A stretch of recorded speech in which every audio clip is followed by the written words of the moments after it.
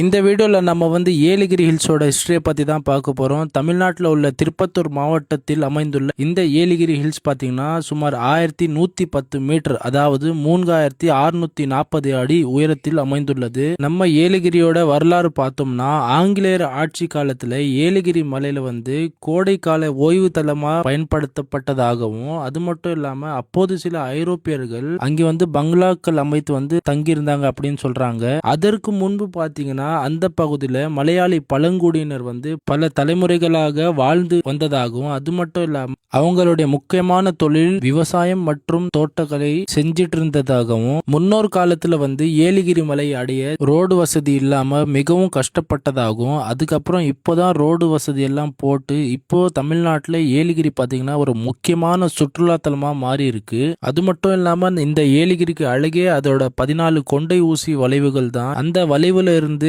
மேல இருந்து கீழே பார்க்கும்போது அவ்வளோ அழகா பிரம்மாண்டமா தெரியும். நீங்க ஏலகிரி வந்திருக்கீங்களா? உங்களுக்கு ஏலகிரி பத்தி ஏதாவது தெரிஞ்சிச்சுன்னா நம்ம ஐடியா ஃபாலோ பண்ணிட்டு கமெண்ட்ல ஹிஸ்டரியை பதிவு பண்ணிட்டு போங்க. அப்படியே இந்த வீடியோவை உங்க ஃப்ரெண்ட்ஸ் அண்ட் ஃபேமிலிக்கு ஷேர் பண்ணிடுங்க.